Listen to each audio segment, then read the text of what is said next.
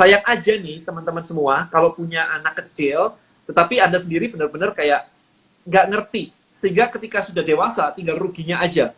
Kok anakku gini, kok anakku gitu. Padahal itu semua Anda yang lakuin loh sebenarnya. Mereka nggak random-random aja terus tau-tau kayak begitu gitu kan.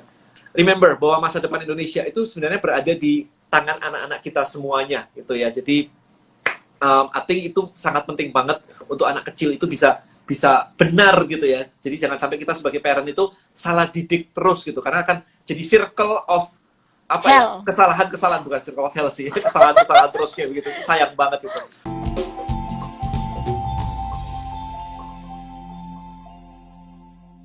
Hai. Padahal serumah nih. Sama pacar ya, kita pacaran dan punya anak 2. Gimana coba? Mantan pacar ini, mantan pacar. Yes, ini my ex my ex girlfriend. Alright, so guys, topik hari ini adalah tentang Q&A parenting gitu kan, Q&A parenting. Jadi kita cuma mau jawab pertanyaan-pertanyaan dari teman-teman semua gitu. Jadi let's do it gitu. Tulis aja di situ. Tulis aja di situ pertanyaannya apa tentang parenting pokoknya gitu. Kenapa nggak sampingan dia itu biar mukanya nggak separuhan kayak begitu. Langsung aja ketik di situ gitu ya. Jadi disclaimer, saya dan Kelin kita bukan expert di parenting, kita cuma pengen sharing yang sudah kita lakukan seperti apa aja. Saya melihat bahwa ketika during pandemi kayak gini nih, Lin, banyak orang itu stres banget ya. Kayaknya DM kamu juga banyak banget kemarin ya, kayak stres banget gitu ya, kayak begitu sudah di rumah, habis itu suami istri di rumah, lengkap dah ya, suami istri sama anak gitu. Kapal pecah tuh. Gimana tuh? Kemarin beberapa yang posting kayak gitu, gimana tuh ceritanya tuh? Jadi banyak banget yang apa ya? Jadi kayak selama sebelum pandemi itu full sama suami di kantor, istri juga mungkin ada yang kerja, jarang ketemu juga paling berapa jam doang, pagi sebelum berangkat kerja sama malam itu cuma berapa jam doang, istilahnya mungkin sifat aslinya nggak keluar gitu ya. Peluk-pelukan tidur gitu ya. Iya, jadi yang ketemu manis-manisnya doang, tapi setelah pandemi gini ya elah semuanya kelihatan gitu jadinya. Jadi banyak banget yang kayak apa ya, bentrok gitu, dan banyak banget lah. Jadi bukan cuma sama anak doang, sama pasangan juga malahan. Kita mah dari dulu udah ketemu tiap hari ya, nggak lepas, malah lengket kayak perangko. Tapi ngomong-ngomong itu kemarin ada statistik di Google tuh, ada statistik tuh during pandemi malah banyak istri hamil. Iya sih, bener. Banyak waktu luang. Tapi di China selama pandemi banyak orang cerai juga. So I think communication problem is the biggest issue gitu. Wah, si Chris Joyna narik gua nonton. Hai Chris, saya Joyna. Mana Joyna? Nggak tahu, ini Chris bilang nih Joyna narik nonton nih. Apakah anaknya akan di homeschooling sampai nanti SMA? For me, yes. Ya, kita nggak tahu. Bahkan kuliah aja kita masih nggak tahu. Ntar lah, kuliah juga masih kayak I think 10 tahun lagi. 10 tahun lagi ya. Jadi lihat ntar aja. Siapa tahu semua udah online, nggak perlu kuliah kayak sekarang begitu. You know, kuliah kayak begini tuh mahalnya tahu. Mahalnya bayar tempat ternyata. Iya kan? True. Bayar tempat, bayar semuanya begitu. Dan kalau dibuat online begini kan nggak ada biaya basically. Jadi tinggal biaya gurunya aja, kurikulumnya doang gitu kan. Ya, jadi I don't know, mungkin yang pasti homeschooling sampai SMA. Jawabannya adalah yes. Ya. Lagian nantinya kalau memang misalnya mereka mau kuliah di luar negeri pun opsinya sudah banyak, apalagi itu masih 10 tahunan lagi ya. Bisa aja kuliah di Amerika tapi kita ngambil yang kurikulum online. Jadi semuanya via e-learning aja, nggak usah sampai harus ke sana. Itu high cost-nya di living cost-nya aja itu. Lin, ini ada yang nanya nih, mendidik anak agar mandiri dan bisa usaha sendiri dan bisa mandi sendiri. Gimana tuh? Orang tuanya udah mandiri belum? Jadi kebanyakan banyak kesalahan parenting di luar sana itu berharap anaknya pengen bisa mandiri, pengen bisa disiplin. Tapi sebenarnya orang tuanya sendiri sebelum seperti itu, belum memberikan contoh yang seperti itu. Jadi benar lagi kita mau reflect lagi ke diri sendiri dulu. Ini orang tuanya udah disiplin belum sama waktu ya? Udah disiplin belum kalau misalnya ngerjain, misalnya ada sesuatu hal yang harus dikerjakan selesai, nah orang tuanya ini disiplin nggak? Ngasih contoh yang baik nggak ke anaknya? Jadi balik lagi sebenarnya anak-anak kan niru ya. Kalau nirunya yang dilihat setiap hari itu Anda, di mana itu belum terlalu disiplin, ya wajar dong anaknya seperti itu. Jadi kan memang kadang balik lagi pertanyaannya itu lagi. Balik lagi sebenarnya questionnya itu cuma bisa dijawab sama Anda sendiri. Yes, contohnya mereka tuh cuma ngelihat sebenarnya. Kalau Anda nggak disiplin ya mereka mau gimana disiplin gitu. It's like kayak munafik banget nyuruh anak-anak untuk disiplin, papanya nggak bisa disiplin coba. Ya kan? It's impossible gitu. Kamu mesti rajin belajar, papanya belajar nggak? Ya kan? Papanya main game terus gitu kan, pakai iPad-nya gitu, anaknya disuruh belajar. Gimana mau gitu kan? It's impossible. Think about this. Ini Felin itu sampai bikin kayak begini nih. Saya ganti ya di sini ya. This is my book di meja. Anak-anak disediain buku di situ. Memang kececeran kayak begitu. Baris oke gitu dikasih kayak begitu. Setiap kali mereka masuk ke kantor kita, mereka duduk yang dipegang buku udah, bukan gadget. So itu disengaja ya kayak begitu. Ya nggak apa-apa berantakan dikit gitu. Tapi habit. Nah, Dan, Yes. anak-anak tuh sering bisik-bisik sama aku ngelihat bukumu ditumpuk di meja disusun gitu kan. Nah, dia tuh sering bilang, "Papa tuh sehari baca segini ya, Ma. 1 2 3 4 5 gitu." Jadi, mereka bisa bilang, "Kalau Papa duduk seharian berarti Papa bisa selesaiin berapa buku." Nah, William kalau misalnya duduk diem nggak ngapa-ngapain aja, baca aja, berarti William bisa menangin Papa dong. Anak-anak bisa ngomong gitu. Jadi benar-benar kan dia punya dia meniru kamu gitu loh. Jadi ada di kepala mereka tuh mereka tahu, oh Papa sehari bisa belajar baca segini. Nah dulu itu pernah saya nunjukin artikel si siapa ya, Warren Buffett, dia baca sehari 500 halaman minimal. Aku bilang sama mereka, kalian kalau mau jadi seperti itu ya habitnya harus kalian tiru. Kalau kalian nggak bisa niru jangan berharap seperti itu. Nah sejak saat itu mereka tuh jadi kayak, oh berarti harus, jadi mereka tuh ngejar ada angka 500 halaman. Papa sehari berapa halaman, bukunya berapa halaman. Jadi mereka jadi kayak, oh ternyata memang kalau mau goalnya ke sana ya memang harus begitu gitu. So, jadi harus memberikan gambaran, ya? Gambaran di kepala anak-anak. Itu waktu mereka nonton videonya Bill Gates gitu di Netflix tuh juga tuh. Iya. Bawa buku gitu kan? Bawa buku kemana-mana, sampai traveling kemana lagi jalan-jalan, mereka melihat Bill Gates di TV, di Netflix gitu kan. Oh lihat tuh Bill Gates lagi traveling kemana, buku tuh dibawa-bawa kayak bawa mainan. Iya, kita habis itu tunjukin. Jadi habis selesai nonton Netflix Bill Gates, kita tunjukin tuh, ini loh rumahnya Bill Gates. Kita Google aja rumahnya Bill Gates tuh gede banget, gini gitu kan, ada ceritanya semua. Kita ceritain in detail supaya mereka tuh dapat gambaran. Bill Gates siapa gitu kan? Kalau nggak digambarin kayak begitu kan, ya lebih seru Pokemon gitu buat mereka. So harus dikasih gambaran gitu. Nah itu tugas orang tua, anak nggak bisa ngerti kayak gitu. Oke, kita lanjut dulu nih. Bagaimana mencegah ketergantungan gadget pada anak? That's the most asked question, like $1 billion question. Semua every parent's problem.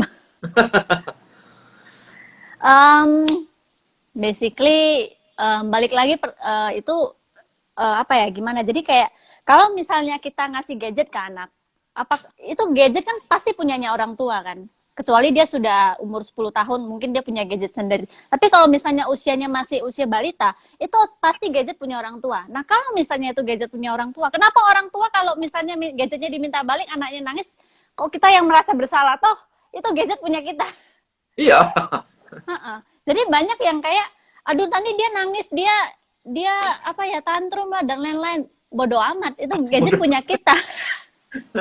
Gitu. Jadi kenapa anak bisa kebawa sampai kecanduan, terus kayak berjam-jam seharian tuh gadgetan terus, tuh karena kita lost control. I think itu kita bisa bilang bahwa kalau sampai anak berjam-jam main gadget kecanduan, itu your ignorance. Berjam-jam itu ignorance Anda gitu. Anda mengabaikan anak-anak berjam-jam, that's a problem. Ya kan? Sometimes bukan ignorance juga, enak juga ya anaknya anteng. Mikirnya gitu. Jadi karena parents ini sebenarnya malas. Orang tua tuh most of the parents itu sebenarnya malas. Mau ngambil jalan pintas.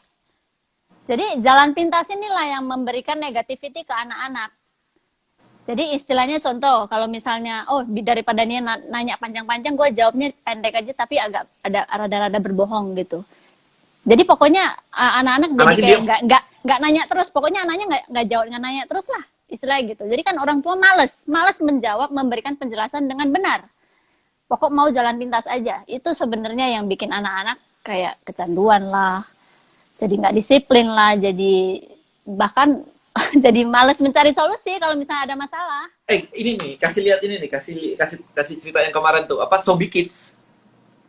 Oh iya, jadi anak-anakku, aku pernah apa ya, waktu itu lagi bikin video tentang kecanduan gadget sama anak gitu. Jadi aku browsing YouTube. Nah, anak-anak di samping ngelihat tulisannya YouTube-nya kok serem ya, ada zombie kid because of gadget gitu. Jadi anak-anak itu ada dikasih lihat dia matanya tuh udah kayak hitam banget, kayak zombie gitulah. Terus nggak mau makan pun sampai harus disuapin sama mamanya sambil dia duduk ngeliatin game. Nah, gara-gara ngeliat itu anak-anak kemarin tuh sempet takut jadinya, gara-gara mau megang gadget tuh mikir-mikir. Nanti jadi zombie katanya, takut kayak gitu. Jadi sebenarnya sometimes it doesn't matter kalau nggak memberi mereka motivasi pain ya, as long as itu for kebaikan mereka gitu. Nggak melulu harus gain terus kan. Ya, wordingnya masih clear sih. Oke, so lanjut dulu. Sebelum nikah, wajib konsul pranikah nggak buat lebih kenal sama pasangan? Tapi gimana sama pasangan yang nggak mau karena berasa dirinya baik-baik aja? What do you think? Kita pernah nggak sih kita kemarin tuh pranikah? Konsul pranikah tuh kayak kita ada nggak sih? Formalitas waktu itu kayak sekedar formalitas doang gitu loh. Oh, yang di gereja itu? I think so. Aku lupa. It's like kayak 9 years ago. Ya enggak sih buat aku sih. Ya enggak ya, kayaknya enggak juga nggak apa-apa sih waktu itu kayaknya. Kita baik-baik aja sih. Karena kalau waktu itu kita nggak ngambil itu, kita nggak bisa married, that's it. Bukan karena memang butuh gitu. Iya. I think, karena kalau misalkan buat lebih kenal sih, I think it's a life journey gitu ya, lifelong learning gitu kali ya. Iyalah. Itu tetap kan, kayak maybe ada kenal, sifat-sifatnya basicnya kenal, tapi begitu nggak punya duit gimana, stresnya kayak gimana, handle-nya gimana, itu belum kejadian kan. Ya, tapi istilahnya kan hidup naik turun tuh. Itu nanti sambil jalan gitu, sambil jalan kelihatan aslinya. Kelihatan aslinya gitu kan. Kalau udah punya duit gimana? Kalau nggak punya duit gimana? Kalau anaknya sakit gimana? Kalau anaknya apa gimana gitu? Kalau orang tuanya gimana? Kalau mertuanya gini gimana? Mau konsul semuanya disiapin semua? Takut semua. Oke, Bijung saya mau nanya, soalnya belum punya anak. Mau diajarin bikin anak nih? Iya, ajarin bikin anak dulu. Oke, kenapa anaknya di homeschooling? Paling dulu deh. Kamu aja. Itu kamu paling udah sering ngomongnya. Ayo, kenapa? So, kenapa anaknya di homeschooling? Kenapa enggak? That's the question gitu. Kalau Cooper, sekarang gini, kalau misalkan dibilang kayak nanti Cooper dan sebagainya gitu. Apakah anak Anda ketika sekolah diajarin cara kenalan sama orang baru nggak?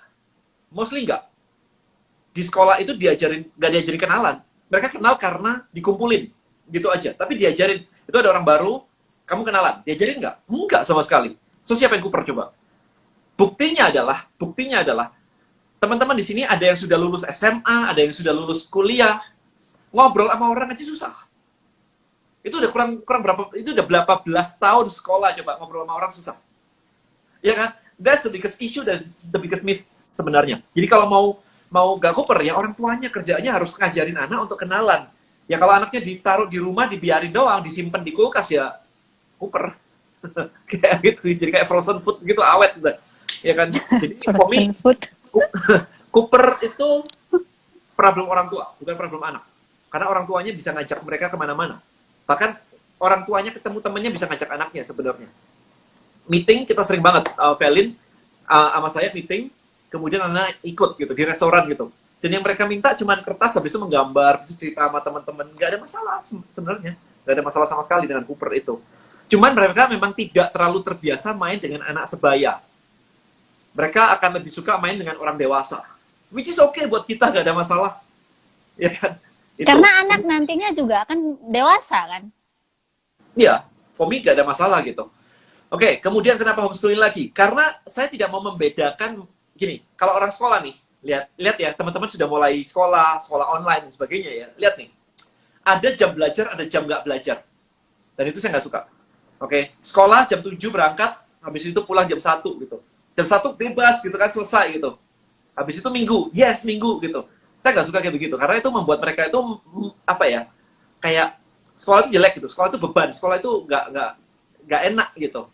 Apalagi kalau nggak belajar terus dimarahin gitu kan. Wah itu jadi kayak challenging banget buat anak kecil menyukai belajar. Tugas Anda adalah membuat mereka menyukai belajar, bukan sekolah ya, belajar. Tapi kalau proses sekolah ini membuat mereka tidak suka belajar, itu Anda membunuh masa depan dia, malahan. Maka Velin banyak banget nih di homeschooling begini, aduh deh kalau sudah namanya science eksperimen gitu. Mamanya yang repot setengah mati tuh, gimana? Aduh. Enggak sih, jadi anak-anak itu selalu aku tekankan gini, in everyday dalam apa ya daily activity in your life gitu, kamu tuh selalu learning. Even lagi ngobrol sama orang lain atau apa, kamu juga learning. Kamu misalnya learning about emotion, control emotion. Kamu nggak melulu belajar itu nggak melulu pegang buku. It's a total no gitu. Aku mindset sama mereka tuh buku learning sometimes melibatkan buku. Jadi nggak melulu harus pegang buku. Sedangkan zaman sekarang, orang tua zaman sekarang tuh ngerasa anak-anak kalau nggak pegang buku itu belum belajar. Itu biggest mistake sih. Jadi anak-anak sebenarnya bisa banget belajar dalam apa ya, dalam hal daily life gitu. Misalnya lagi makan, dia belajar about manner. Lagi misalnya manner makan gimana, itu juga termasuk belajar.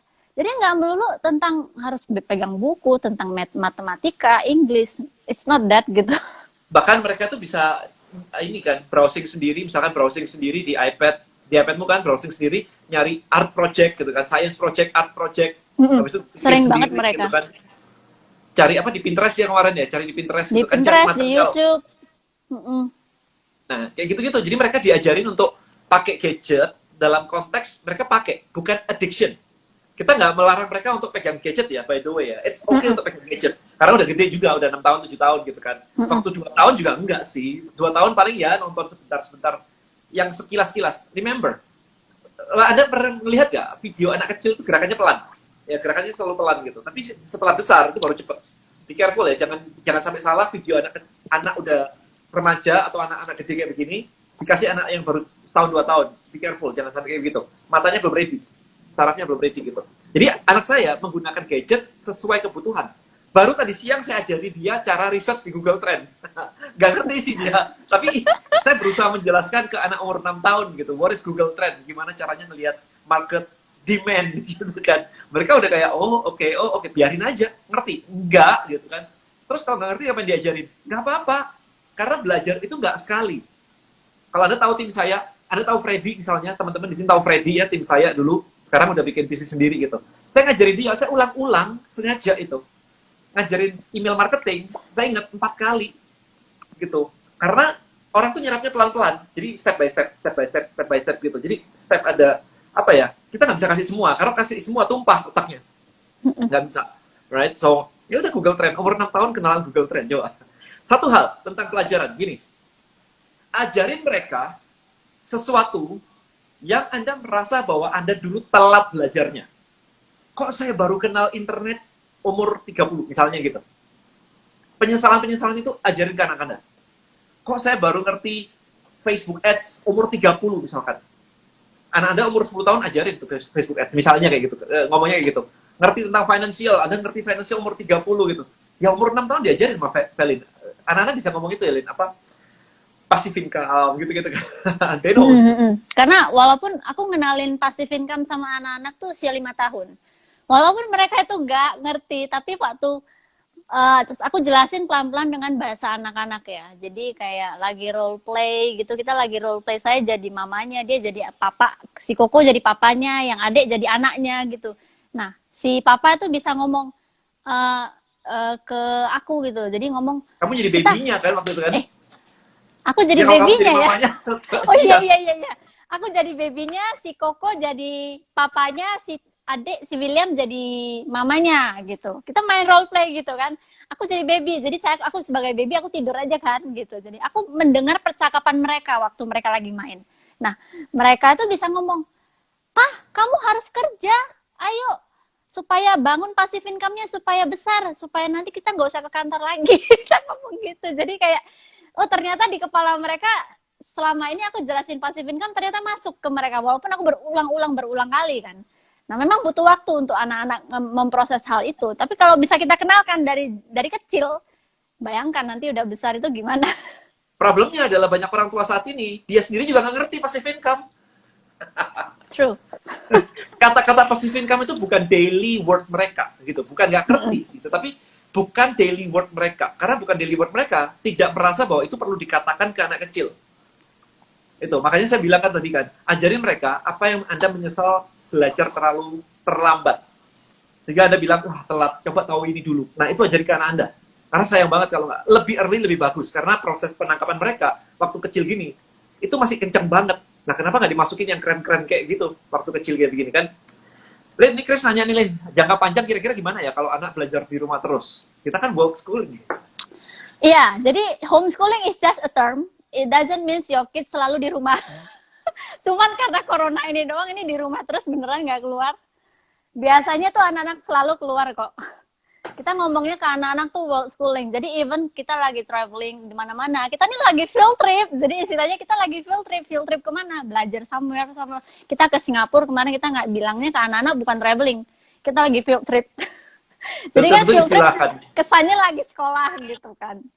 Ya, di learn something, diseruin itu gitu kan. Remember nggak di taksi di Singapura, habis itu kita ngelewatin sekolahan, ada pagernya gitu. Kita bilang itu jail. Itu jail. They learn in a cage. Ya bener. Alright, so ya kita ngomongnya about schooling sih. Everything mereka belajar gitu. Bahkan sampai tadi malam itu ini kita lagi belajar tentang bakteria gitu kan, last night gitu tentang bakteria gitu. Terus anak-anak tuh melihat di YouTube kalau bakteria itu ternyata bisa di-grow pakai namanya agar plate di sebuah petri dish gitu. Jadi tangan ditancapin ke situ, habis itu ditutup, ditunggu kayak 3 hari, bakteria from your hand itu bisa grow gitu. Itu udah langsung minta gitu. Sementara kita nggak bisa. Kemarin Felin nanya ke toko yang jual alat-alat itu, mereka malah nggak mau jual ke kita gitu. Dia bilang it's dangerous kamu nge-grow bakteria. What if kamu bisa nge-grow bakteria yang baru, yang unknown, dan it's dangerous to human being gitu. Ya kan, jadi you build another corona ntar gitu. Corona is virus sih, tapi intinya kayak begitu. Jadi mereka tuh curiosity-nya cukup tinggi. Ya, jadi it's quite interesting gitu. Buat kita juga jadi kayak, oh interesting juga sih. Kayak begini. Nah, ini pertanyaan dari Sean nih. How do you discipline your own children? Ini topik favorit. Disiplin. Pakai timer. Aja masih disiplin. Pakai timer aja dah. Iya, pakai timer kita. Jadi, Lin umur berapa dia jadi timer ya? 2 apa 3 ya? 3 ya? 2 masih belajar angka, masih belajar baca kan ya, buat itu ya. Ya, 3 tahun mereka belajar pakai timer. Jadi lucu banget, aku ingat yang pertama kali si Jason dikasih timer tuh ya. Ini timer ya, kamu boleh main 5 menit aja nih ya. 1, 2, 3, 4, 5, nyalain timernya gitu. Oke gitu kan. Nah, ternyata dia nggak jadi mainan. Dia jadi ngeliatin timernya. Kok belum bunyi ya? Kok belum bunyi ya? Kok belum bunyi ya? Kayak gitu. Jadi itu ngajarin mereka bahwa dia harus melakukan sesuatu based on timer. Based on jam, tanggal, kayak gitu. Jadi itu ngajarin disiplinnya kayak gitu. Bukan based on dibentakin orang tua. Karena kalau ada bentak dia masuk ke kamar, some parents itu bangga loh. Kayak, kalau gue nyuruh, dia pasti gerak. Pertanyaannya, kalau lu gak ada gimana? Ditinggal keluar kota, anaknya gak mau tuh, disuruh tidur, nangis, gitu kan. Nah, kalian gimana tuh? Ngajarin anak pertamanya, susahnya apa? Atau ada pro and cons-nya? Atau ada challenge-nya apa gitu? Ngajarin disiplin sebenarnya anak banyak yang gini sih, jadi kayak disuruh belajar, antar aja lah, antar ini, pokok antar mulu jawabnya. Ujung-ujungnya semua kayak banyak yang cerita lagi online school kan sekarang kan, lagi Zoom jam 8, telat masuk kelas, jadi kayak Zoom online call-nya tuh telat semua, nggak on time, terus kayak nggak disiplin, udah tahu jam segini apa, tapi dia kayak anggap remeh, banyak anak yang seperti itu. Nah, kenapa kalau misalnya kayak gitu sering supaya disiplin sama waktu itu perlu banget pakai timer di awal untuk ngelatihnya. Karena anak-anak itu patokannya tuh harus ada kayak yang nyuruh gitu loh. Nah, kalau misalnya yang nyuruh kita orang tua ngomong, ya kitanya repot jadinya. Apalagi 24 jam sama anak terus ya. Sekarang masa pandemi gini di rumah terus. Masa kita terus yang nyuruh terus kan capek gitu. Nah, makanya pakai timer. Aku dulu menggunakan metode ini. Cuman kayak sebulan aja anaknya tuh sama timer sudah terbiasa. Jadi misalnya waktu mau makan gitu ya, kita sudah tahu 5 menit lagi atau 10 menit lagi anak sudah waktunya makan. Kita sudah bilang sama si anak, nanti 10 menit lagi timer bunyi, kamu turun makan. Gitu. Kita cukup mengingatkan seperti itu, nanti timer yang akan mengingatkan dia. Lama-kelamaan anak dengar suara timer, dia langsung jalan. Kayak kemarin dulu itu anak-anak ini udah dari 3 tahun ya, dari 3 tahun. Sekarang udah 6 dan 7 tahun. Jadi udah sekitar 3-4 tahun lah anak-anak pakai timer.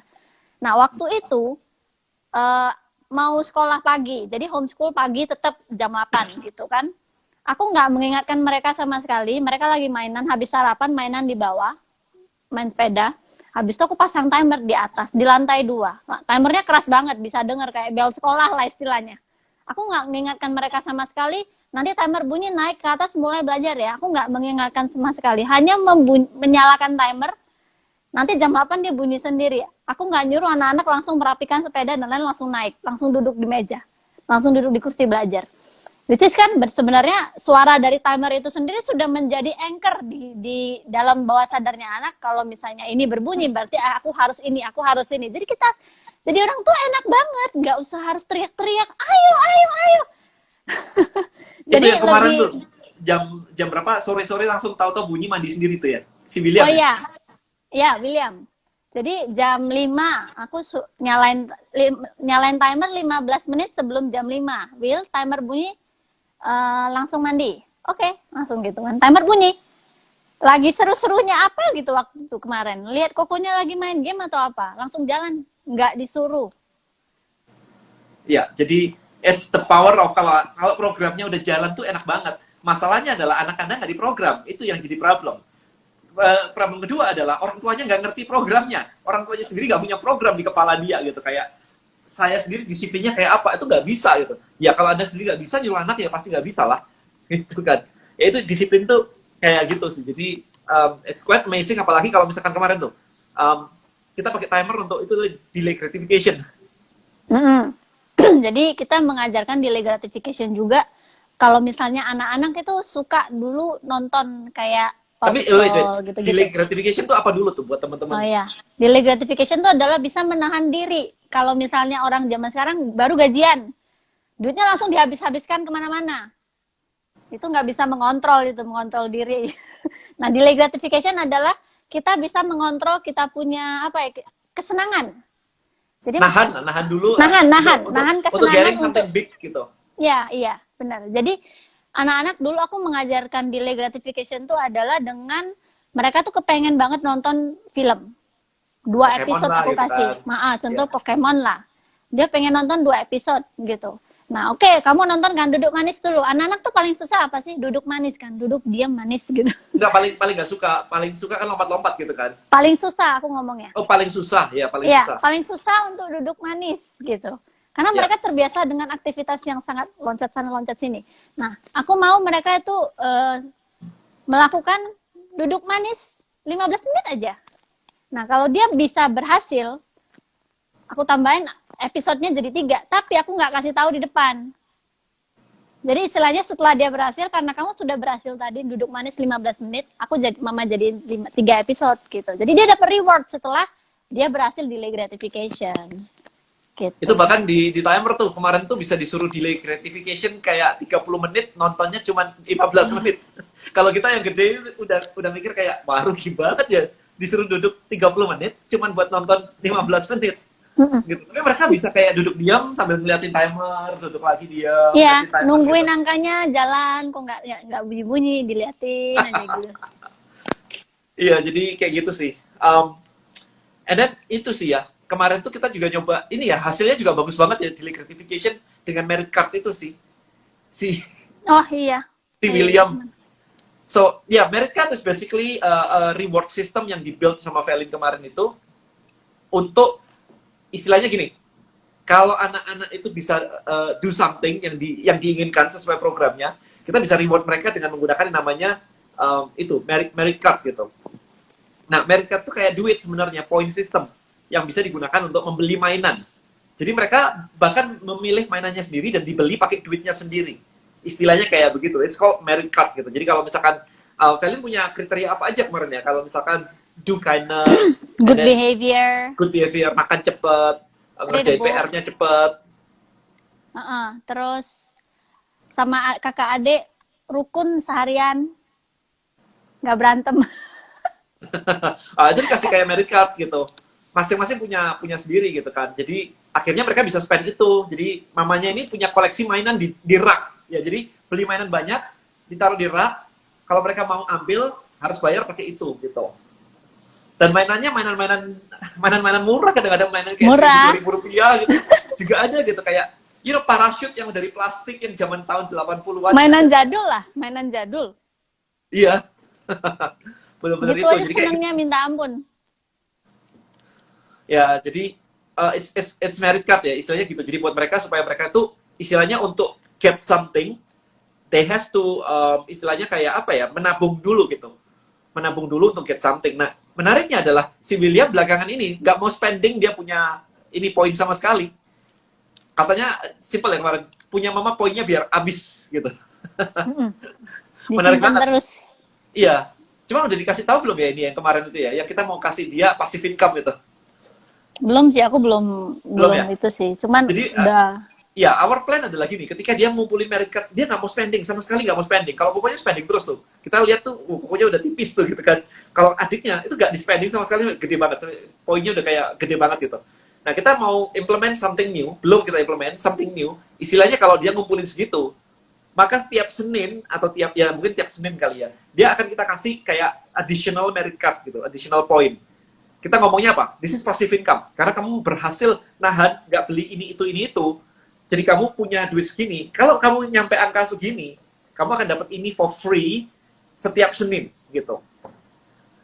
Ya, basically kita bisa mencetak our own money lah dalam konteks merit card gitu kan. Jadi gak ada masalah. Mau ngabisin punya mama cetak terus. Iya, mamanya mesin uang.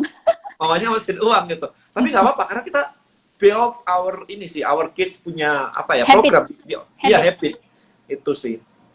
Oke, lanjut. Saya baru nikah, lagi belajar parenting. Boleh di-share dong apa ada perbedaan treatment anak pertama dan kedua? Ini treatment apa ya? Treatment apanya nih? Chris, kalau di rumah, gua gadget di mana-mana, tapi dikunci password. Ya, anak kita udah tahu semua password kita. Iya, udah. Nah, anak-anak kita tuh tahu our gadgets password ya, tapi nggak ada yang berani kayak ngambil diam-diam gitu, nggak ada yang berani. Semua harus minta permission dulu. Kayaknya imagine Apalagi kemarin tuh, punyamu. iya, apalagi punya aku. Kayaknya imagine kemarin tuh Lin yang dia main di rumah sepupu, terus diajakin main game. They even call you first, right? Oh iya, iya benar. Jadi anak-anak lagi main di rumahnya sepupu gitu. Nah, diajakin main game Nintendo gitu. Anakku telepon dulu, Ma mau diajakin main ini boleh mah gitu. Jadi minta permission dulu. Padahal itu lagi di rumah sepupu. Dia mau main apa tuh aku nggak tahu gitu loh. They even ask for permission first. Karena kita juga menerapkan ini sih. Maybe you can tell about gadget day gitu. Oh iya, jadi aku setiap minggu ada gadget free day itu 3-4 hari. Nah, mungkin pas waktu itu aku lupa itu pas gadget free day atau enggak. Mungkin itu lagi gadget free day. Jadi dia meminta permission karena hari itu sedang gadget free day.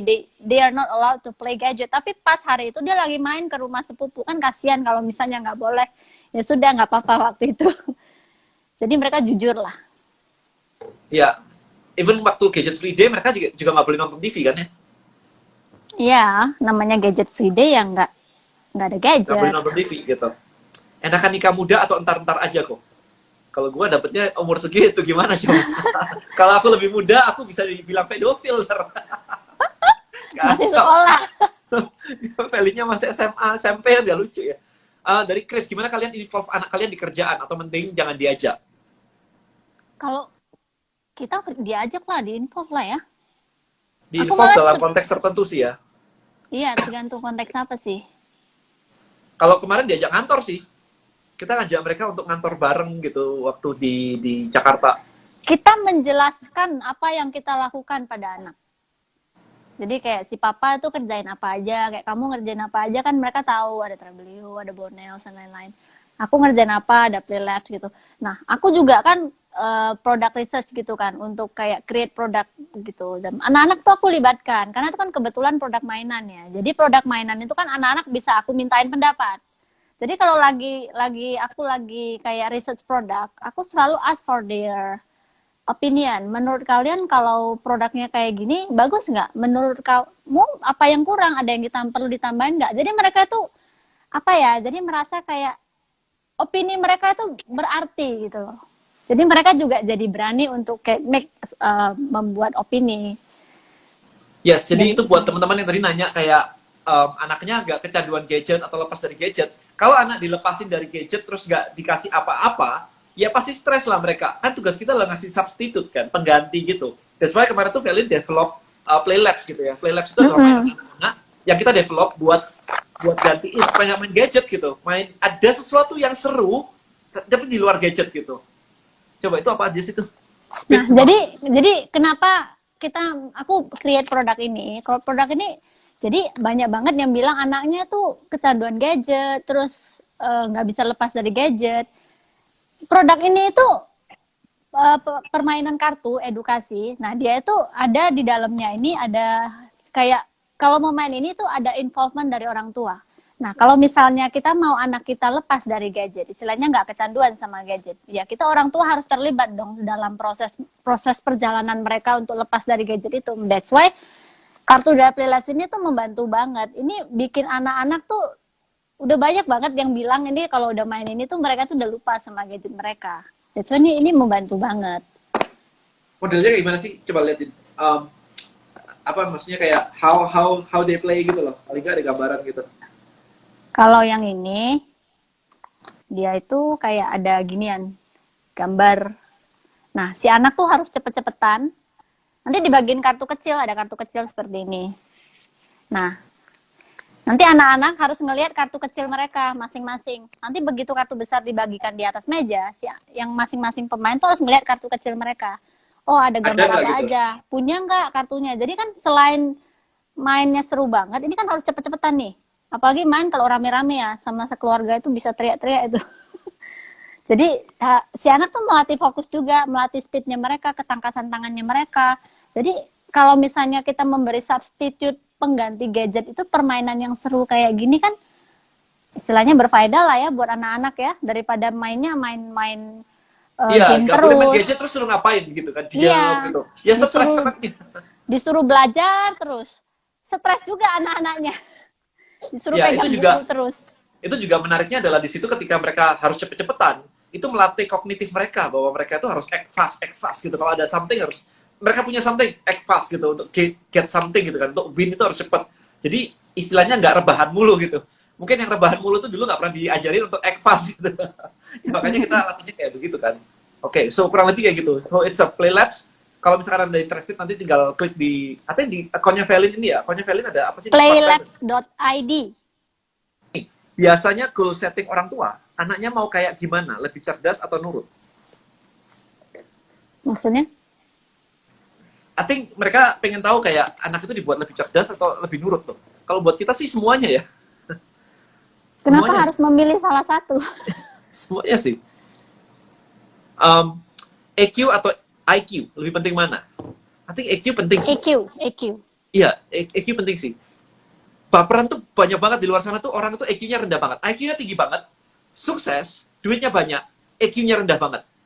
Tapi kalau dilihat sih berantakan sejadinya sih. Berantakan tuh dalam arti gampang ngamuk lah, bad moodan lah, nggak happy. Jadinya nggak happy. Duitnya banyak, nggak happy. Itu aja sih. Kalau EQ-nya problem nggak happy dia. Bagaimana mengatasi adik kakak yang sering berantem 13 sama 8 tahun? What do you think? Pengalaman kita sih beda setahun sih. Anak kita beda setahun sih. Tapi juga challenge beda setahun. Karena juga... Jadi gini, namanya kita anak-anak itu pasti juga, itu sih, pasti namanya berantem tuh, sampai sekarang mereka berdua juga masih sering berantem. Namanya anak-anak is normal lah. Cuman, apa ya, pas anak-anak lagi manis-manisnya, lagi kayak akur, lagi apa, pernah nggak kita sebagai orang tua tuh appreciate mereka punya apa ya, behavior gitu. Sometimes mereka nggak tahu ternyata kalau pas kita lagi manis nih, this is the right way gitu loh. This is apa ya, orang tua tuh seneng kalau kita lagi kayak gini gitu. Oh lagi manis, oh, digintip doang di depan pintu, oh lagi manis. Oke, sudah keluar habis itu orang tua. Nggak Seberapa sering sih, di-appreciate. iya seberapa sering sih Anda ngobrol dengan mereka tentang itu gitu, kayak apa ya, kayak curhat gitu loh. I'm really happy to Mm-mm. see you guys today, gitu-gitu sih. Kalau aku sih all the time ya. Iya, Anak-anak itu begitu kelihatan, oh lagi manis banget, langsung aku bilang ya, mama nih happy banget loh sekarang. Soalnya ngelihat kalian berdua nih sekarang lagi manis banget, lagi happy. Kalian kan kalau kayak gini, mama papa tuh seneng banget gitu. Mereka tuh bisa bisa nanya, mama kenapa seneng? Kok kita begini aja kok seneng gitu. Nah, anak-anak tuh sebenarnya kadang nggak tahu loh kenapa. You need to explain it to them. Pertama kali aku ngomong gitu mereka bisa nanya, kenapa kok gini aja kita mama bisa seneng? You have to explain it to them. Anak-anak tuh sebenarnya nggak ngerti doang karena nggak tahu alasannya kenapa. alright. Ini satu rumah kan kok? Ini satu kamar. Dia Saya di di kantor, dia kantor, di aku kamar. di kamar. Selamat malam juga Likal. Kemudian Elon Musk juga bikin sekolah. I don't know ya. Elon Kemudian Musk anaknya homeschool. anak homeschool ya. Mm-mm. Oke, bagaimana ini dari ini Lilian?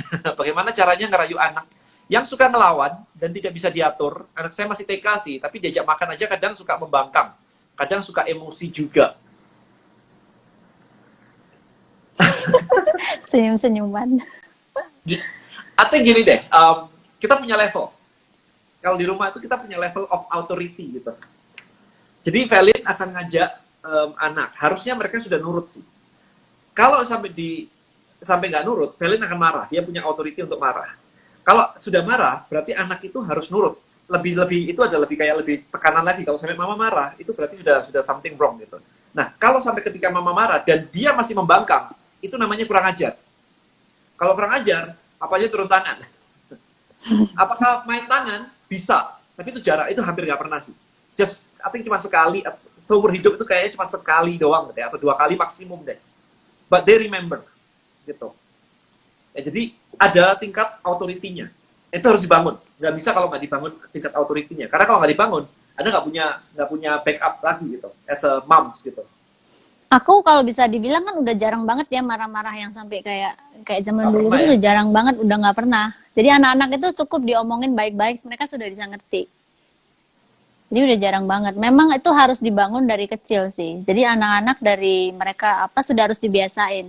Kalau misal dan itu harus disiplin. Jangan anak-anak tuh belajar dari pattern. Oh, kalau misalnya si anak berbuat A, orang tua reaksinya A. Kalau misalnya hari ini besoknya anak berbuat A, orang tua reaksinya B, anak jadi bingung. Jadi parents juga harus disiplin sama apa ya, peraturan yang sudah Konsisten ya? dibuat, konsisten, disiplin. Jadi kalau misalnya hari ini lagi nggak mood marah-marah nih, anaknya berbuat salah tapi nggak mood orang tuanya dibiarin aja. Nah itu salah, itu yang membuat anak jadi nggak disiplin. Ini ya, I'm gonna tell you guys, kemarin itu ada kasus misalnya gini, wah anak saya kalau nggak saya giniin dia nanti nangis, padahal harusnya digini itu salah gitu. Misalkan, wah anak saya kalau nggak saya kasih HP nangis, atau kalau mau makan harus diapain dulu gitu, kalau nggak dikasih ini nanti nangis gitu. For me you're stupid. Literally. Why? Karena Anda yang dikasih aturan sama anak Anda. Kalau nggak gini, gue bakal nangis dan papa pasti nurut. Gobloknya parent kalau buat saya itu, sorry, I'm sorry guys, it's literally you stupid kalau kayak gitu. Karena apa? Anda itu parents yang ngasih rule, ngasih aturan, anak bakal kayak begini. Kok dikasih tangisan anak, yang istilahnya cuma ngetes boundaries, Anda tuh kalah terus. Dan akhirnya apa? Aturan rumah, aturan anak. Wah ini kacau banget nih. Nanti Anda ngomong apa, anak tinggal hajar aja, karena Anda nggak punya authority.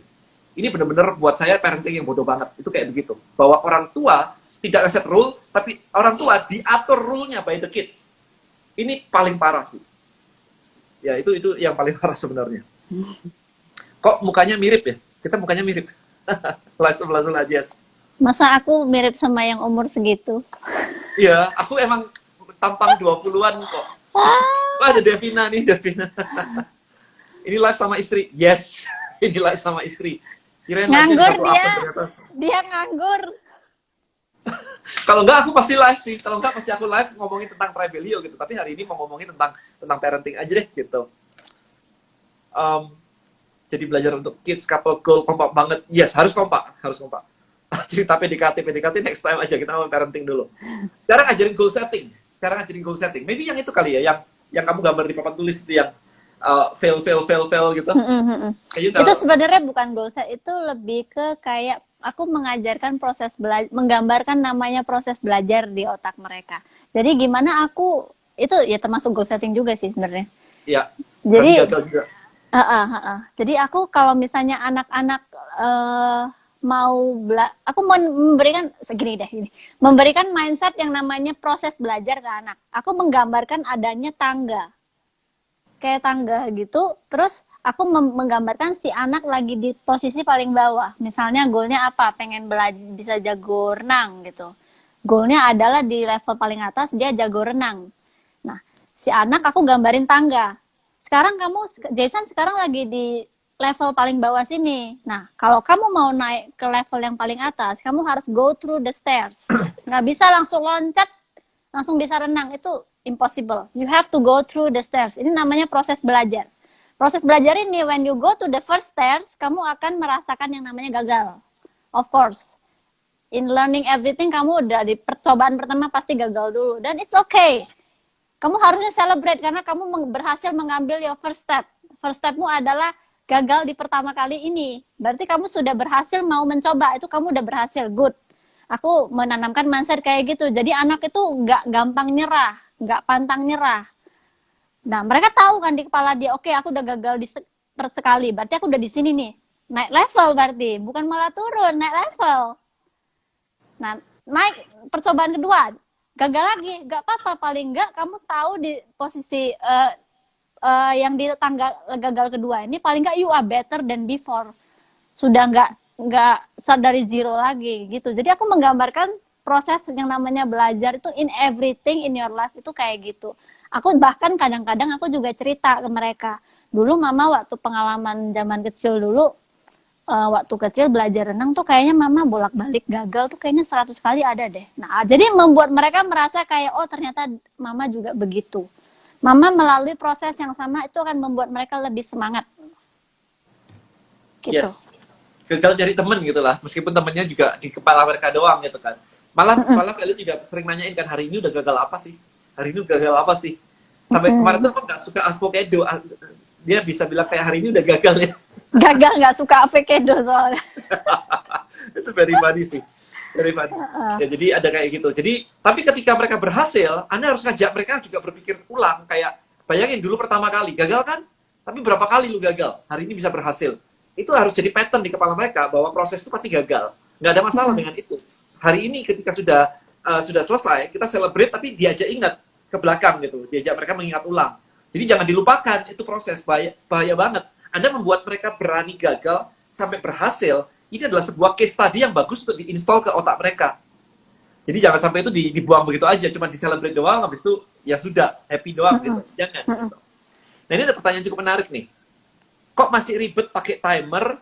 Anakku dulu bisa kok disiplin sendiri, gara-gara di TK lihat temennya dimasukin ke gudang, nangis jerit-jerit. Nah, kita itu pain. Itu pain tuh. Motivated. Ya, Anda menginstall pain motivation gitu. Which is bisa oke, bisa enggak. Karena nanti kalau sampai dia geraknya hanya karena pain, bukan karena inisiatif gain dia, itu jadi problem. Karena pain itu kuat banget ketika dia takut. Tapi nanti ketika dia sudah tidak takut, motivasinya berhenti. Ya bayangin Anda dikejar anjing ya. Selama anjingnya masih ngejar, itu Anda akan lari kenceng banget. Tapi begitu Anda lihat anjingnya sudah nggak ada, Anda berhenti. Gitu aja. Jadi itu pain motivated. Ya, jadi dorongannya kenceng banget, tetapi short term.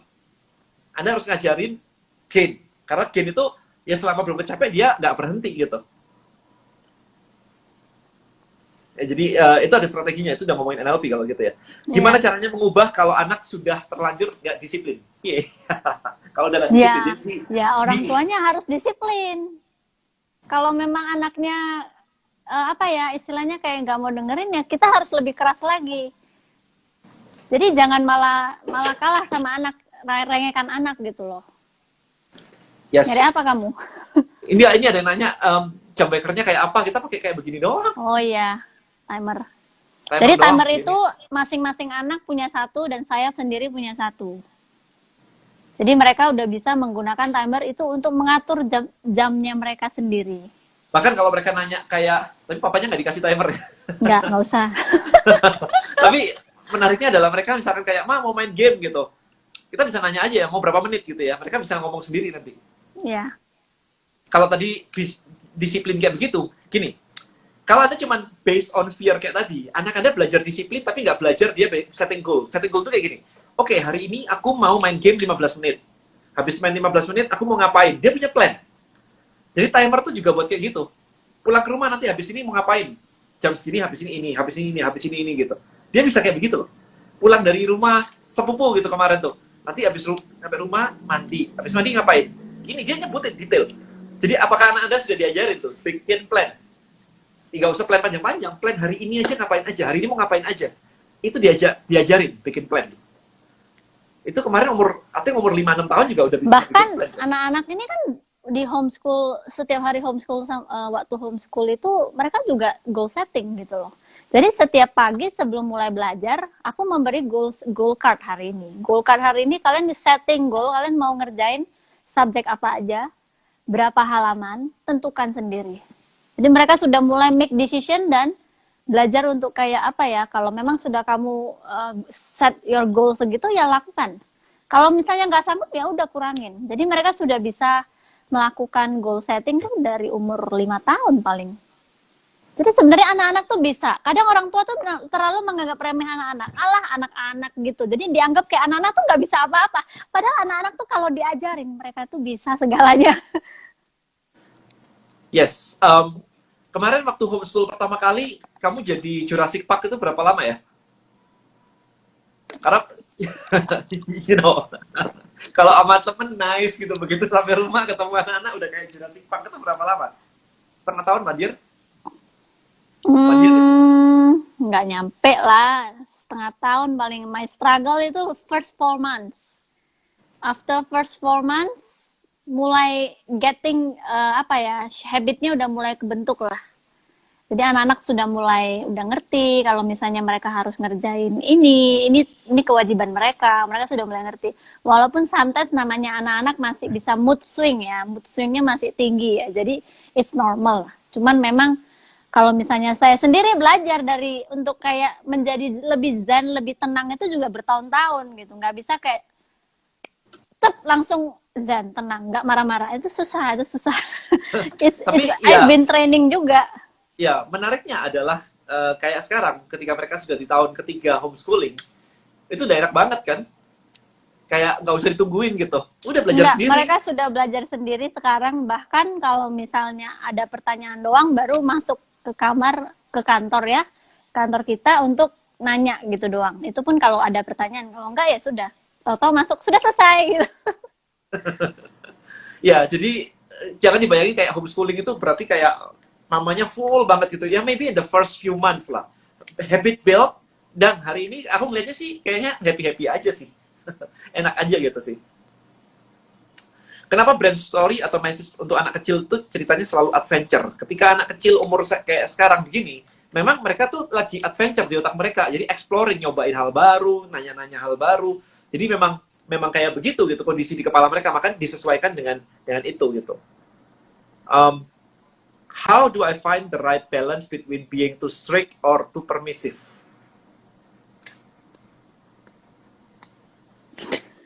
What do you think?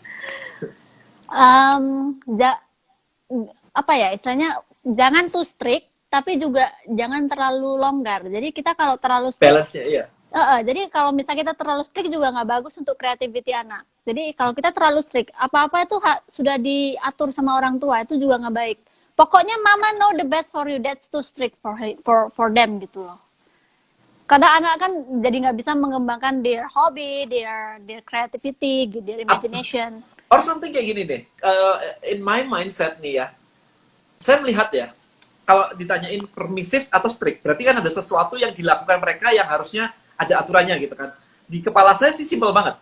Apakah ini tingkah anak kecil yang ketika nanti dia dewasa akan hilang sendiri, atau ini tingkah anak kecil yang kalau dibiarkan saja bisa membuat ketika dia dewasa jadi nggak benar gitu. Kalau misalkan itu, saya punya prinsip bahwa ketika nanti misalkan nih, Misalkan lompat-lompat di apa naik-naik jalan-jalan di atas sofa gitu. Misalkan kayak gitu. Saya masih biarin sih. Masih saya biarin. Why? Nggak ada orang dewasa terus jalan-jalan di atas sofa. Literally, senakal apapun anak kecilnya, ketika masih kecil, ketika dewasa nggak mungkin jalan-jalan di atas sofa sendirian gitu. Kayak jalan-jalan aja gitu kan nggak mungkin kan. Jadi saya biarin aja, mumpung kecil ya udah lu jalan-jalan di atas sofa nggak apa-apa lah gitu. Tapi kalau kurang ajar sama orang tua gitu ya, wah itu strict banget saya. Itu prinsip itu nggak boleh karena nanti ketika gede itu kebawa. Gitu. Jadi Anda harus tahu batasannya di mana. Itu balance-nya di situ sih. Apakah ini bakal hilang? Apakah ini kalau sampai gede itu bakal kebawa dan jelek? So that's my mindset kayak gitu sih. Ini ada nanya nih. Ini kenapa suami istri begini kok nggak ada yang lain interview gitu awkward banget? Yang awkward kan situ bukan kita. Kita biasa aja kok. Kita biasa aja dan teman-teman juga bilang so sweet. So awkward and sweet, basically your own mindset. Ya kan? Karena hal yang sama bisa menciptakan awkward feeling, bisa menciptakan tadi ada sweet feeling gitu. By the way, Felin udah kok di interview beberapa kemarin juga sama Devina ya. Last week I think. Yes. Ini istrinya aku Denny baru lihat. Nah, Felin jarang muncul sih. Lalu nggak pernah ngajak live. Ini ngajak live makanya. Oke, karena si Fokit bukan suami istri nih mah. Terus apa? Ini nih, share jadwal anak-anak dong, Ci. Terutama jam belajar dan bermain. Wah, main aja harus dijadwalin ya. Aduh. Jadi kalau misalnya jam belajar, mereka tuh start at 8 every day, every morning. Jam 8 mereka sudah mulai belajar sampai jam 10. Sometimes ya lewat-lewat dikit lah, 15 menit, setengah jam gitu. After that, udah. Free time for them to explore their life. Ya, for the whole day, they are free. Mau nyoba apapun, free. Jadi Gitu. aku selalu tekankan sama anak-anak. Even anak-anak lagi apa ya, lagi main apa itu? Aduh, istilahnya kayak tanam tauge. Mereka lagi nanam bean sprout gitu, pakai kacang hijau gitu kan. Aku selalu create story dari situ. Nah, Koko lihat dari hasil tanaman ini, Koko lihat itu akar kan biasa ada kapas, terus ada akar tumbuh di bawah kapas kan. Sebelum dia bisa berdiri gitu. Nah, aku dari eksperimennya anak-anak itu aku selalu mengait-ngaitkan dengan kehidupan nyata. Koko lihat, kalau misalnya si tauge ini nggak ada akarnya di bawah, dia bisa tumbuh berdiri nggak? Tumbuh ke atas dengan tinggi nggak? Nggak bisa, dia akan jatuh. Sama kayak kamu, gitu. Kamu harus, fondasinya harus kuat dulu. Kalau misalnya fondasimu kuat, mau ada masalah apapun, kamu akan tetap berdiri kokoh gitu. Nah, jadi dalam anak-anak lagi main lagi dalam proses main itu waktu itu lagi kayak happy banget, lagi bandingin taugenya si siapa gitu kan. Jadi jangan menganggap kayak anak-anak belajar tuh harus dalam proses yang serius banget, diam, nggak boleh teriak-teriak, nggak boleh ketawa-ketawa, enggak. Padahal kalau misalnya emosinya lagi enak, nyaman gitu, anak-anak tuh di seeding message apapun tuh lebih buka gitu loh, lebih terbuka gitu. Yes. Ini kecanduan gadget tadi udah. You look like Park Min Young. Park Min Young itu artis Korea. Oh masa sih, aduh. Oh kirain aku, bukan. No, me. Oke. Wah, Ci Felin, selamat malam. Harganya Ci, lihat harganya tadi cek sendiri lah di Playlabs. Iya. Kemudian kadang kita butuh kasih anak gadget pagi sampai siang gitu di saat kita butuh ngerjain WFH. Nah, galau nih, ya yang dikasih lah. Atau gini. Anak orang tua work from home, kenapa anaknya perlu gadget? Kadang kita butuh kasih anak gadget pagi sampai siang gitu di saat kita butuh WFH. Iya, apa yang dikasihin gitu? Nah, ini balik lagi, itu anak-anak dikasih substitute gadget aja. Jadi sometimes anak-anak itu kenapa larinya ke gadget? Karena mereka tuh nggak ada kegiatan lain yang lebih seru daripada gadget.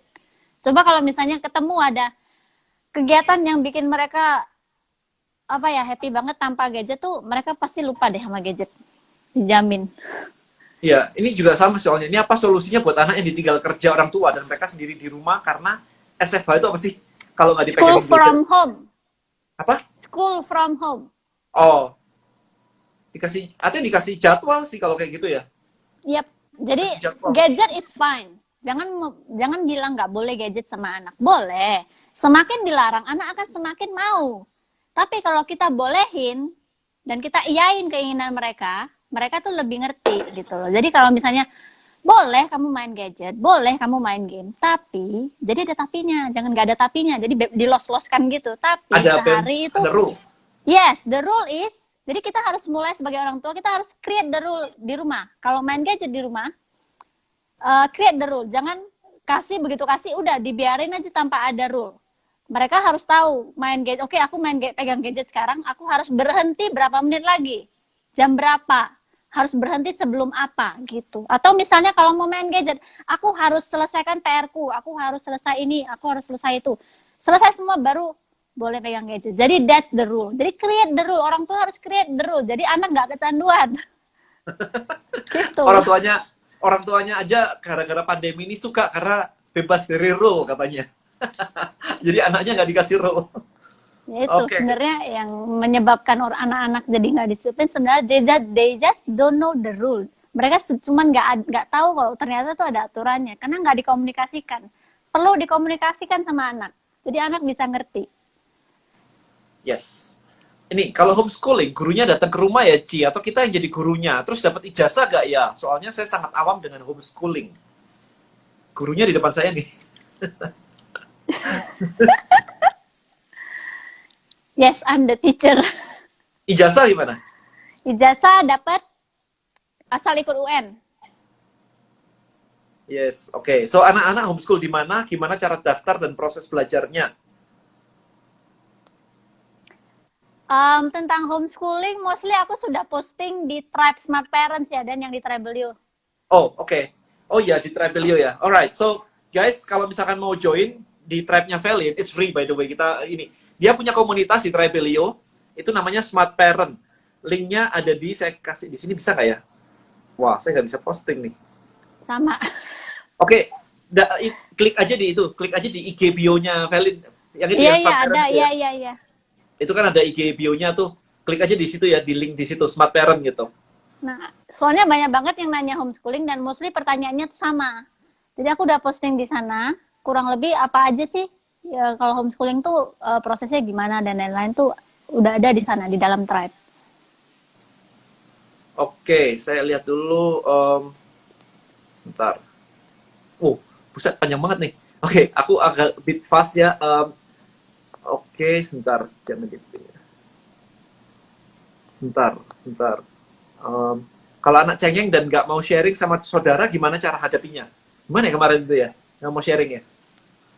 Sebenarnya anak umur berapa dulu ya? Karena anak sebenarnya itu belum terlalu bisa. Kalau masih kecil tuh memang it's normal mereka itu nggak mau sharing karena istilahnya kan is the precious toys yang mereka punya aja belum disuruh share. Udah harus di sharing. Anak kecil tuh belum mengerti yang namanya sharing. Apalagi kalau balita ya, normal banget. Tapi sekarang anak-anak kita tuh mau sih sharing. Mau lah. Mau. Si siapa William aja ngebeliin mainan kokonya kan? Iya, baik banget malahan. Jadi jadi gini, kita punya cerita kan pakai merit card beli. Kalau mau mereka mau mainan they have to beli sendiri, nggak pernah saya kasih cuma-cuma gitu. Nah, si Koko ini merit cardnya sudah habis. Dia sampai ngerayu-ngerayu adiknya merit cardnya banyak. Will, kamu tukar yang ini dong. Jadi istilahnya kayak Kokonya mau main bareng gitu. Nah, ditukarin sama adiknya. Adiknya beliin buat Kokonya. Jadi kayak separuh-separuh gitu. Jadi adiknya nomboin gitu karena Kokonya kurang. Jadi sampai kayak gitu karena memang dari kecil kita udah biasain sih. Cuman memang waktu dulu, zaman dulu pertama-pertama waktu anak-anak masih balita ya, 3 tahun, 4 tahun, memang mereka juga nggak mau sharing sih, it's normal. Tapi sering jalannya waktu, aku mulai ngejelasin. Kamu kan kalau misalnya pas ada kayak kejadian-kejadian di mana ada temennya yang mau sharing mainan ke dia happy kan? Aku bilangin ke dia tuh, kalau kamu mau sharing mainan kamu dibalikin kok sama dia kan. Jadi kadang anak-anak itu takut mainannya setelah di-sharing kan gak dibalikin. Mereka nggak ada di kepala mereka, oh nanti mainanku hilang gitu, pikirnya gitu loh. Jadi tapi lama-lama anak-anak mulai kayak logiknya jalan gitu. Oh ternyata kalau misalnya sharing si temennya malah happy dan mainanku dibalikin juga gitu. Jadi anak harus trust dulu lah. Trustnya belum ada ya iyalah nggak mau share. Nih, bagaimana membangun dan mengkomunikasikan authority ke anak agar berjalan dengan baik? Ya, artinya anak itu sudah tahu kok papanya atau mamanya itu punya authority. Yang mereka lakukan itu adalah ngetes boundaries, ngetes batas. Kalau aku gini, ntar orang tuaku gimana ya? Kalau aku gini, ngetes mereka itu. Nah, maka Anda yang punya rule. Anda mau nggak dites itu dan rule-nya bergeser terus. Kalau saya punya rule di mana ini nggak bisa geser, ini bisa geser, nggak ada masalah gitu. Jadi mereka tahu kok authority. Wah, ini ada Pak Hermanto juga nih. Sebaiknya kita harus tahu karakter anak kita itu apa. Apakah plekmatis, melankolis, sanguinis, atau koleris gitu. What do you think? Kita ngamatin sih ya, kita ngamatin sih. Anak ini sukanya apa gitu. Memang hobinya pun semuanya kita ngamatin sih. Tetapi kita belum mengambil, kita nggak menyamaratakan sih ya Lin ya. Kalau yang satu dikerasin apa? Iya, benar. Jadi aku always bilang sama mereka, every human in this earth itu beda. Nggak ada satupun manusia di dunia ini sama. Even bentuk muka sama tuh berbeda semua. Jadi kalian jangan saling membandingkan diri kalian dengan orang lain.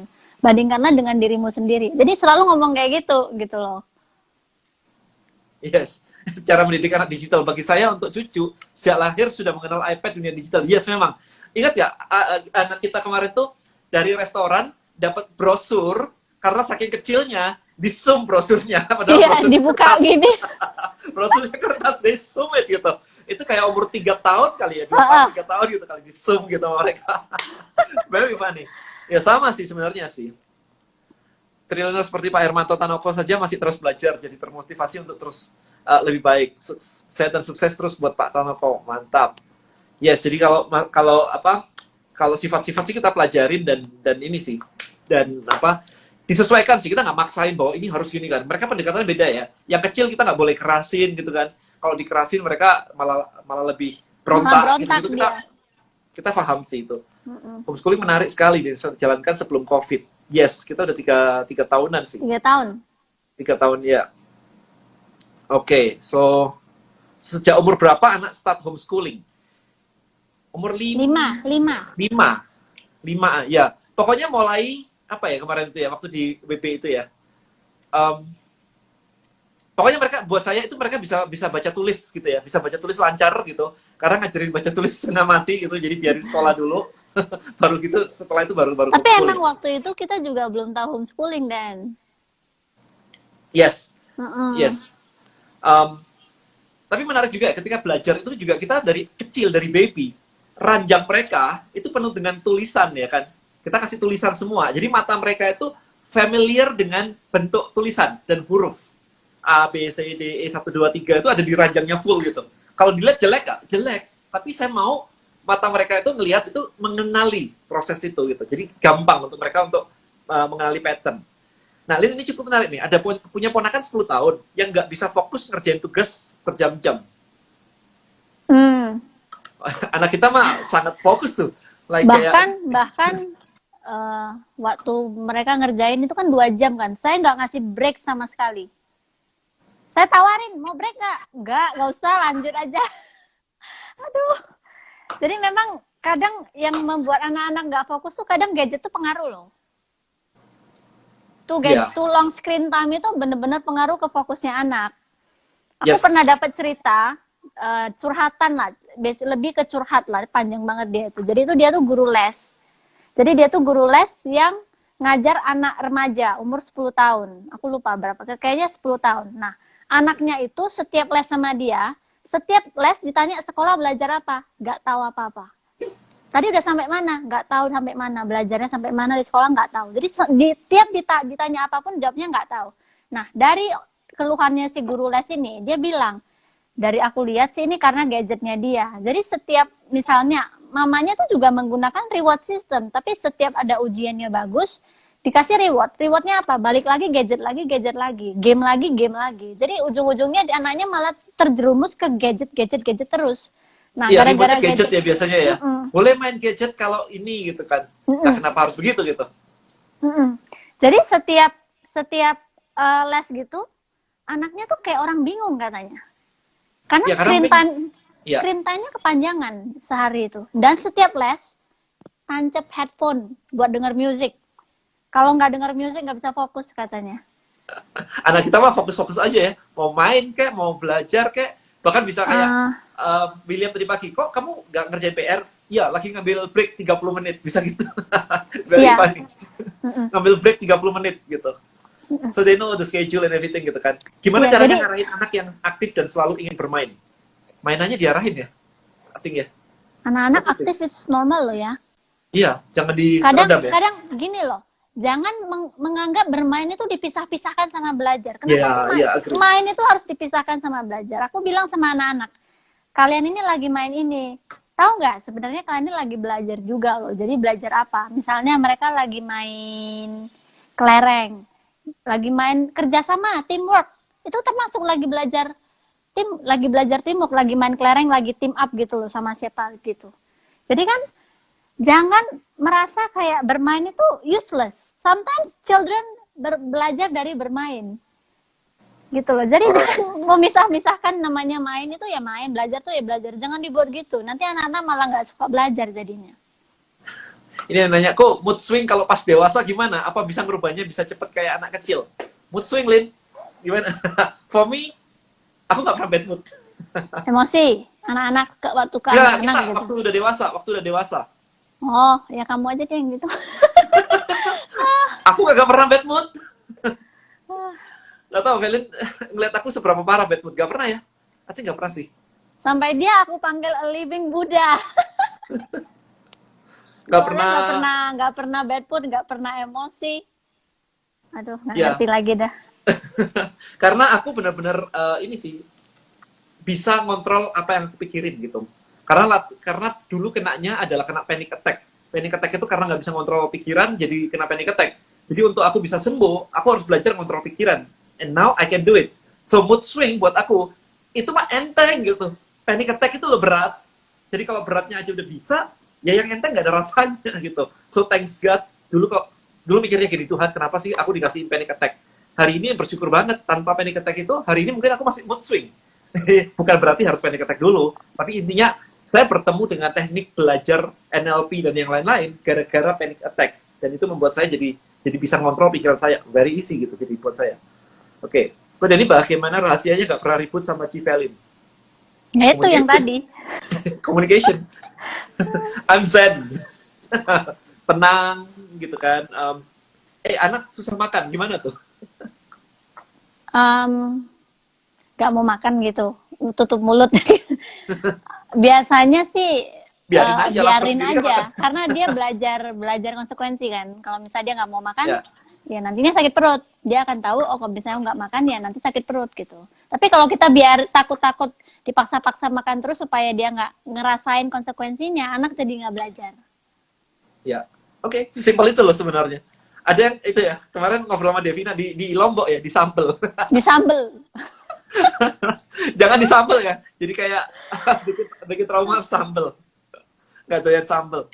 Aku punya adik kelas yang kerjain semua tugas mamaku dan asistennya mamaku. Dia sibuk main HP.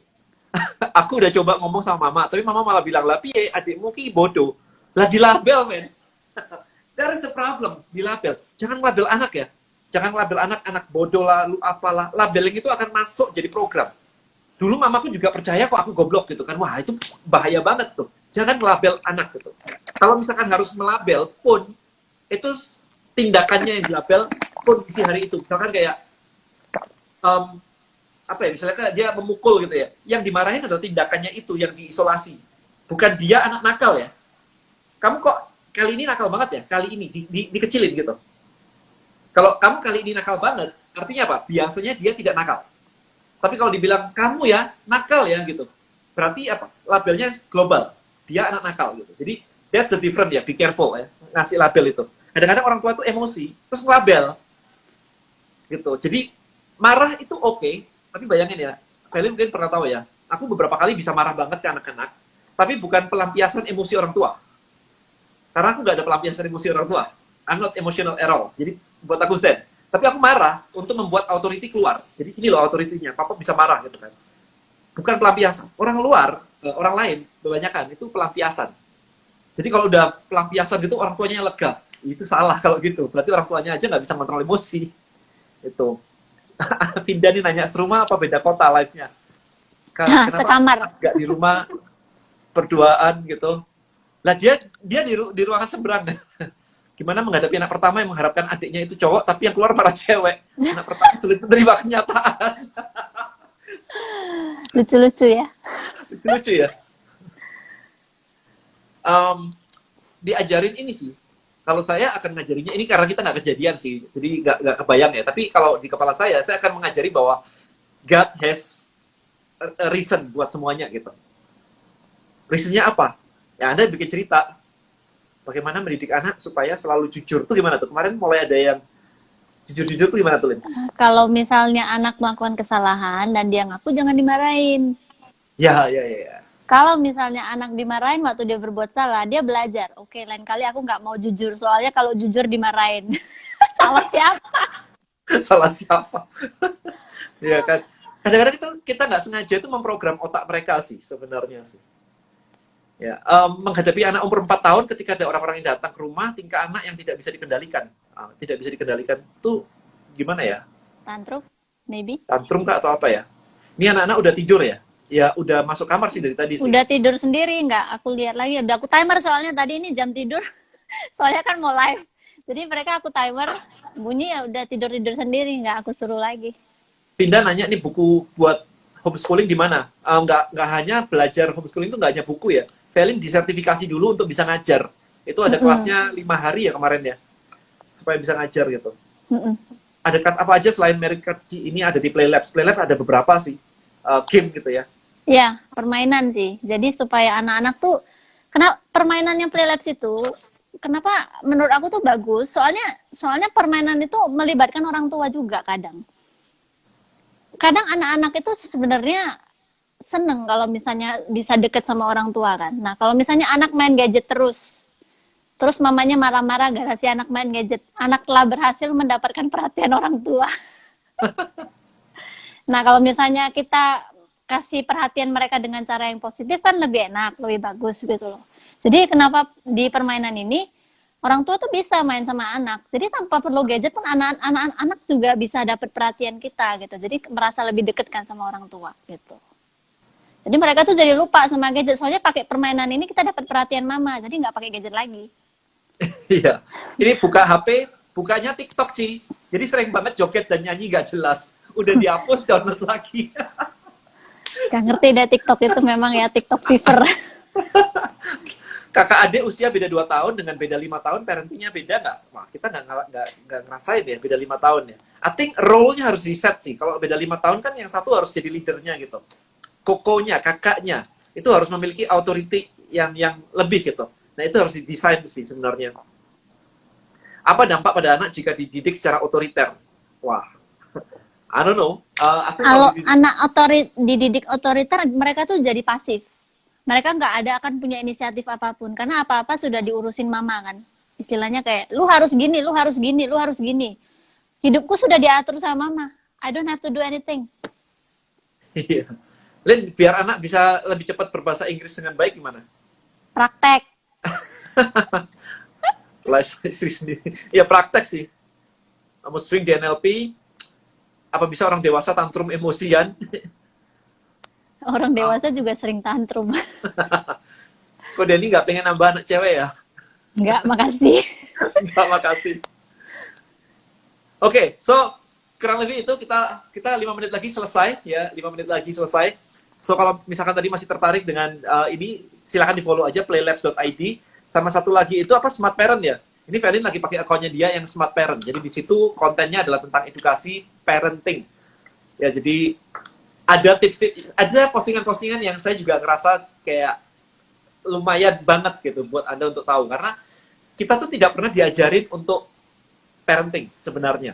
Kita nggak pernah didesain untuk belajar kayak gitu, nggak ngerti sama sekali. Kita belajar banyak itu dulu. Kita juga mulainya, luckily kita ngerti sedikit lah tentang leadership dan sebagainya gitu kan. Tetapi memang kita masih belajar juga sambil jalan gitu. Nah, sayang aja nih teman-teman semua, kalau punya anak kecil, tetapi Anda sendiri benar-benar kayak nggak ngerti. Sehingga ketika sudah dewasa, tinggal ruginya aja. Kok anakku gini, kok anakku gitu. Padahal itu semua Anda yang lakuin loh sebenarnya. Mereka nggak random-random aja terus tau-tau kayak begitu gitu kan. Itu mereka semua.